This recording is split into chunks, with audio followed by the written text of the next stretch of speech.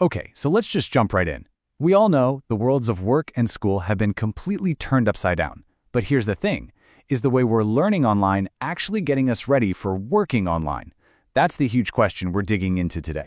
You know, it all kicked off with this massive, parallel shift. At pretty much the same time, where we work and where we learn just fundamentally changed. Everything moved from the office and the classroom to, well, to our laptops. But just how big of a deal is this, really? Well, get this. The U.S. Bureau of Labor Statistics found that as of August 2023, nearly 20% of the entire workforce was remote. I mean, think about that. That's 1 out of every 5 workers. And in fields like tech or marketing, that number is way higher. This isn't just a trend anymore. It's just how things are now. And right alongside that, you've got this incredible stat from the education world. Over half, more than 50% of all U.S. college students took at least one online course in 2022. So yeah, the change in school is just as dramatic.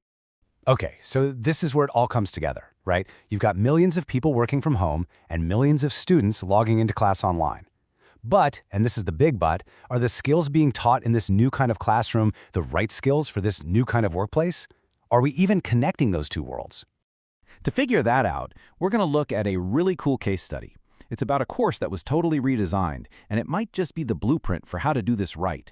You know, how to make a class feel like a modern remote job. So this case study is from Michigan State University. They took an undergrad course all about social media and communication, and they basically rebuilt it from the ground up specifically to get students ready for a remote career. And the whole thing was built on this idea called humanizing pedagogy. Sounds a bit academic, right? But what it really means is they focused on empathy, on the individual student. The goal is to make the online class feel, well, human, collaborative and supportive, not like you're just staring at a screen all alone. So, what did that actually look like? Well, they used a kind of hybrid model. They cleverly mixed 2 different ways of learning to get the best of both worlds: the flexibility to work on your own and the structure for real-time teamwork. And this breaks it down perfectly. You've got the asynchronous stuff. That's the work you do on your own time, whenever you want. You know, watching lectures, doing the reading. Then you have the synchronous part. That's the live stuff, the team meetings on Zoom where everyone is together, actively solving problems. I love this analogy because it's the perfect way to think about it. It's a flipped professional workflow. You do your homework solo, right? So when you show up for the team meeting, you're not just sitting there getting info dumped on you. You're ready to work. You're ready to collaborate. And that's exactly what this class was all about. Okay, so the theory is cool, but how do you actually do it? The centerpiece of the whole course was this big semester-long project. It made students take all these ideas and actually use them in a real hands-on team setting. And listen, this wasn't just some made-up assignment. The challenge was to build a social media strategy for a real-world client using actual data. I mean, that changes everything, right?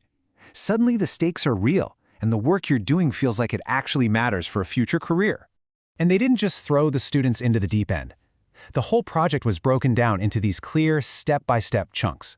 You start with audience research, then a competitive audit, and so on. Each piece builds on the last. So students weren't just learning about social media, they were learning how to manage a project piece by piece. This is so smart. Look at how they use the tools. It wasn't just using tech because it's cool. Nope, using Google Docs became practice for writing together as a team. Those Zoom breakout rooms, that's where they learned to solve problems as a group. Even just the chat logs were a lesson in professional communication. Every single tool was chosen to build a specific real-world skill. All right, so the big question, did it actually work? What happened? What was the payoff for the students? One of the coolest things they found was about who was participating. You know those students who are maybe a little quiet in a giant lecture hall? They found that in these small team-based settings, those students really opened up and got more involved. The format just worked better for different kinds of personalities. And here it is, the bottom line. The students didn't just get a grade. They left with the exact skills that companies are begging for right now. Remote collaboration, digital communication, managing your own work, project management. These aren't just buzzwords on a resume. These are the skills that get you hired. So, what's the big takeaway here? It's that online learning doesn't have to be this passive, watered-down version of a real class.